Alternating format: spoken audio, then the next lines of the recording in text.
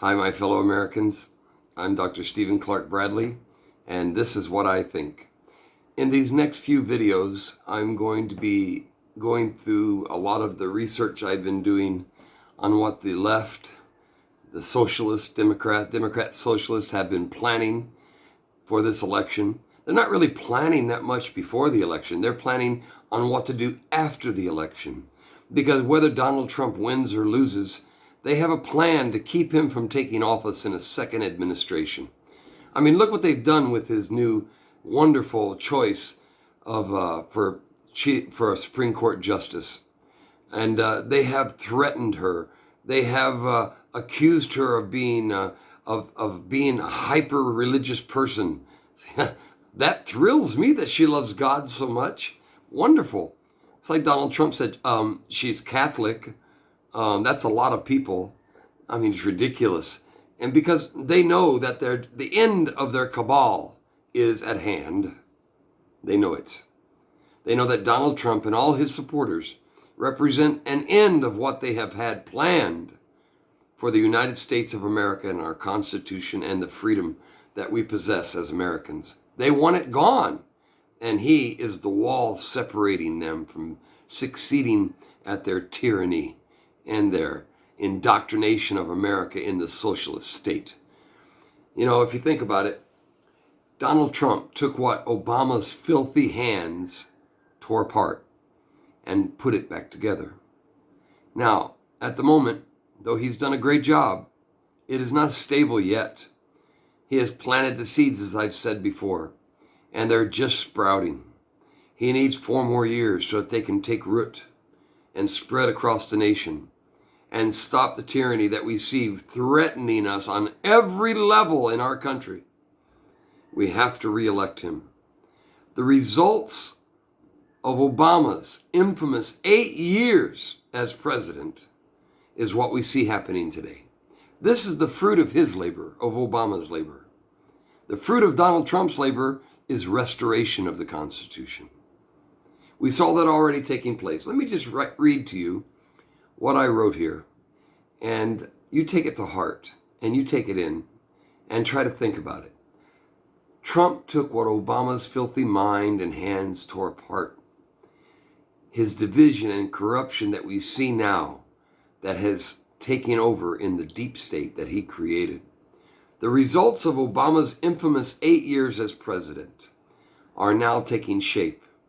And the only way they can fulfill it is for Donald Trump to be defeated, whether he wins or loses. Obama tried and failed to fundamentally transform the United States of America into a socialist state. We will not let it come to fruition because we are all going to vote Trump to keep America constitutional. Amen.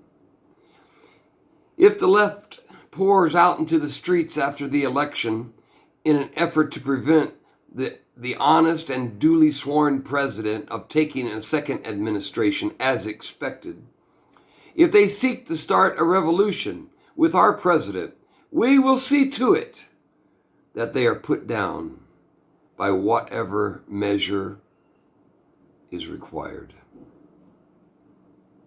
Trump restored America, and with Trump, his patriotic supporters of the U.S. Constitution will stand with him and put America back together after all the social democrats, the Democrat-Socialists, have done to destroy it.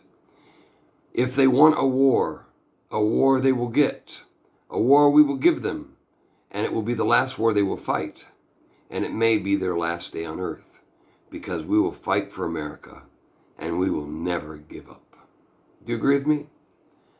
To me, that's the only attitude that's going to work. My fellow American brothers and sisters, there's a war to be fought out there. We can't give in. We can't give up. We have to fight it. We have to take it to heart, and we have to make sure that we win it. And by the way, our side has almost all the guns. Keep your powder dry. Keep your cartridges loaded, and write down President Donald J. Trump on the side of your gun, because we are his military. We are his militia. militia of the United States government. We're not fighting against the government. We're fighting for it. It's the Democrat-Socialists who are fighting against the government. They're fighting to take it down, to create a nation that is nothing like we were prescribed to be. Brothers and sisters, there will always be a nation here. There will.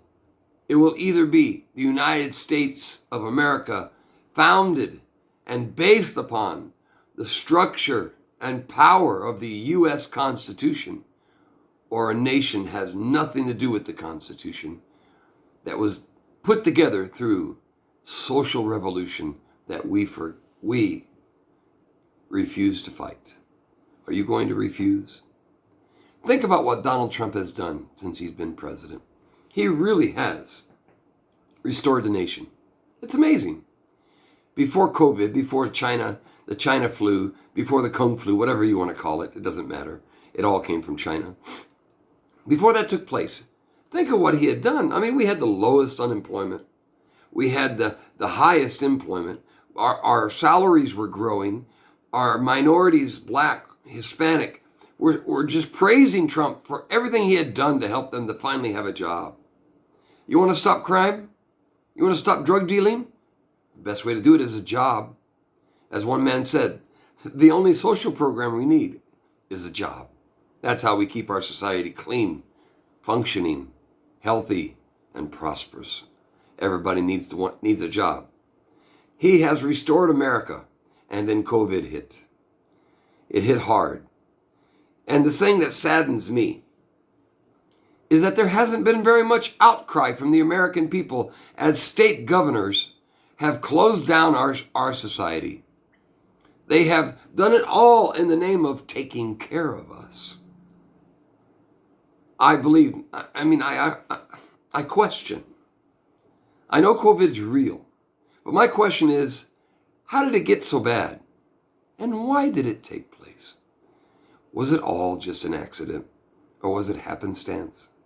Or was it a way to finally, once and for all, make Donald Trump look so bad that he would lose the election because COVID killed so many people? He's done a great job. But they won't ever say anything that he's done as well. Like right now, they're saying about his taxes, that he only paid $750 worth of taxes. You know what that tells me? He's one smart cookie. He did it all legally. Why wouldn't he? Wouldn't you? I would. If I was a billionaire, I want to pay as small taxes as possible. Joe Biden says, paying taxes is patriotic. That's a bunch of BS. Paying taxes is not patriotic. It may be necessary, but it's not patriotic. And paying too much taxes is not patriotic. It's just the opposite. Paying as little as you can, keeping your businesses going, keeping your people employed, keeping your business prosperous, and paying as little taxes as possible is the best. We don't think about all the taxes that he pays.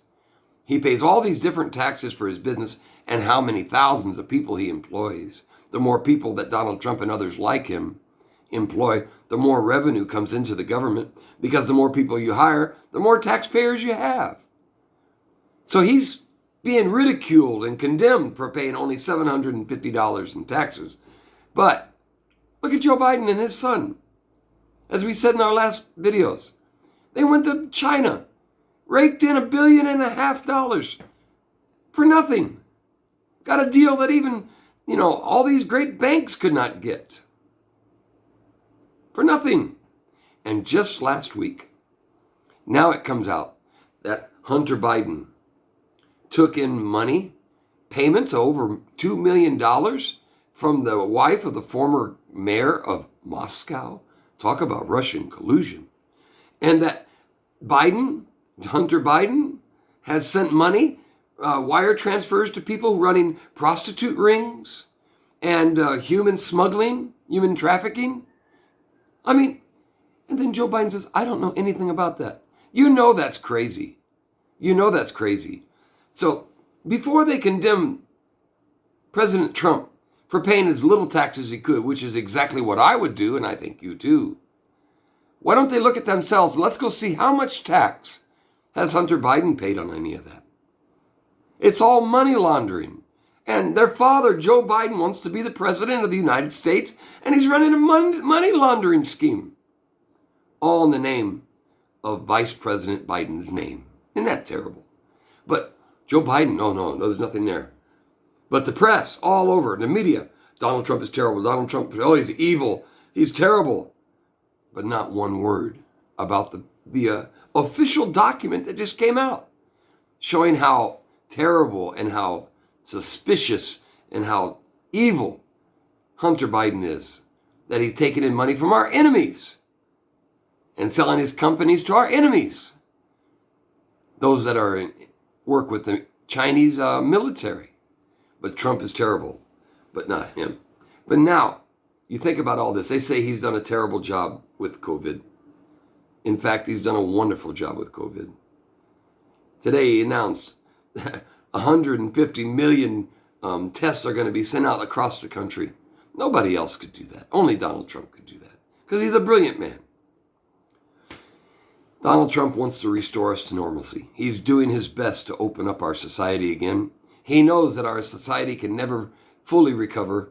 Our economy can never grow the way it should until everything is opened back up. But we have these blue state governors who are doing this at least until November 4th, just to make him look bad so he'll lose the election. Everybody says, why does Trump keep saying that? Because he has to. If he doesn't, the message doesn't get out that this is nothing but a scheme to destroy the President of the United States. Let me read you a quote, fairly long, but not too long, from C.S. Lewis, one of my very favorite writers, great man, great Christian, the writer of the Narnia series.